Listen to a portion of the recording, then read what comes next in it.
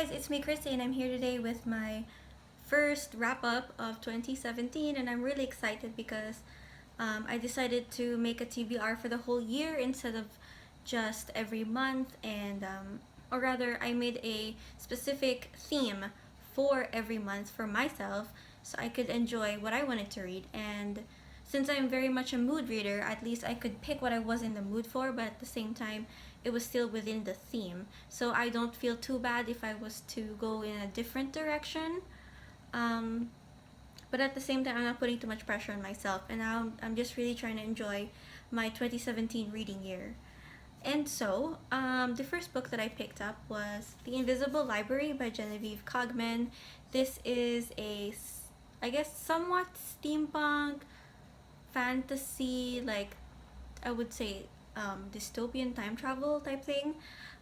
It's about these like librarian spies who go into different alternate universes to collect a certain book and bring it back to the library. That way the library, the invisible library, has a connection to that world. And they have librarians stationed in each world. And it's really cool because the world really reminded me of, if you watch Doctor Who, when I think he was in an episode with Donna, and they went to Library World, and basically it's like Library World, where she's from, and so it was very much Doctor Who, and it also reminded me of Sherlock because there is a character that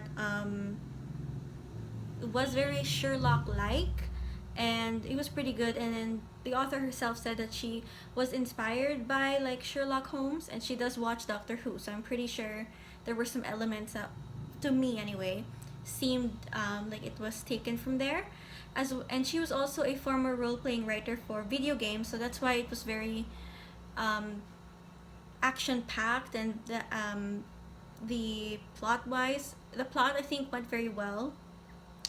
And the main character, I like how she's not afraid to say like, I need a shot of rum, or like, I need a hard drink, I had a hard day. I like how she's just so real about that, and how she's like I just really like the main character, and I can't wait to see where the rest of the series goes. I was also supposed to buddy read this with captioned in words. I will leave a link to his channel down below. He's like he's from Canada, and he reads a lot of, I think, young adult, but also high fantasy and some literary fiction, I believe. So just check him out if you want. The next book I picked up was it was sorry To All the Boys I Loved Before by Jenny Han. And it's very cute, and this is the first time I think I was able to read a contemporary book that's not all white people. It has a girl, the main character is half Korean. Her mom is Korean and her dad is white, and she has other two half Korean sisters, and it's really very cute. And like, she says, oh, I'm gonna bake this for my sister because I know she likes it. Or it was just the cutest little adorable like book. But it took me a while because I don't normally read contemporary, so it usually takes me a while to really get into it. And also because I was reading this when I was in Manila, and there really isn't time to read when you're in Manila. You just go, go, go, go. So when I got back, I was like looking at the book and I'm like, I have to read, but I feel like, you know, was still hyped. So, but I can say that I really did enjoy the fact that it wasn't all white people, and it was very cute, and it was just adorable. So this was a really great sort of break from what I normally pick. And then after that, here, finally, I'm picking up the right one. That is Three Sisters, Three Queens by Philippa Gregory. I know I said I probably picked this up in July or June. You know, I couldn't wait, and I just wanted to read it because I love Philippa Gregory, and technically this was starting, so I just started it, and so here we are. My thoughts for this are like, it's called Three Sisters, Three Queens because it's about the two, Mary Tudor and Margaret Tudor, daughters of Henry VII. Their brother was Henry VIII. And then of course Catherine of Aragon, so technically they are three sisters and they all are three queens. Margaret, Queen of Scotland, Catherine, Queen of England, and Mary, Queen of France. For a very short time because she married an Olga and he died within like a couple weeks, so good for her, I guess. Anyway, she married for love. they all sort of they're all second marriages, I believe, were well, not second, yeah, no, second, was for love or men of their own choice, and so that's very interesting.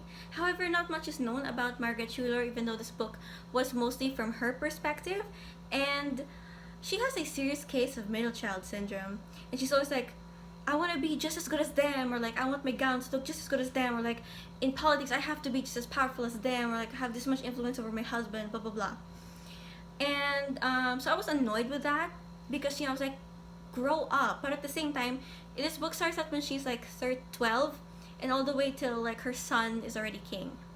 So it took the fact that she was somewhat banned from Scotland and had the ire of Henry VIII for her to really grow up. And like, I think she wanted a divorce, and at the time when I think Henry VIII was considering a divorce from Catherine of Aragon, and she got her divorce. And I think that's really cool. And not much is really known about her, and that's really sad, because that's a very interesting time, especially for the fact that Scottish politics they were sort of known as like really rough and not as quote unquote refined like the English, but it was just a very different perspective, and I really liked it.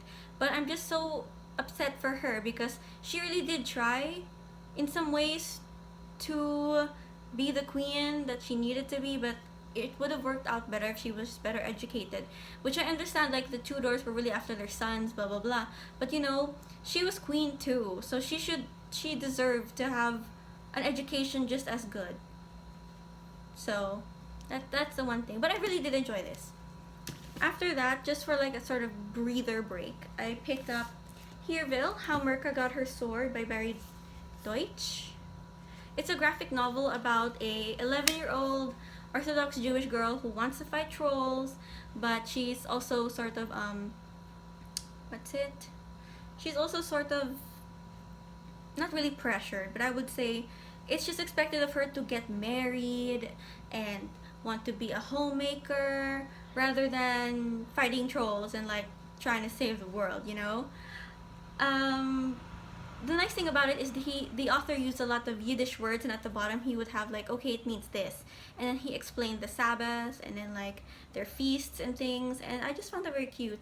And there's this one part where she was like, I want to fight trolls, and then the witch was just like, yeah, I can see that you have a lot of aggression.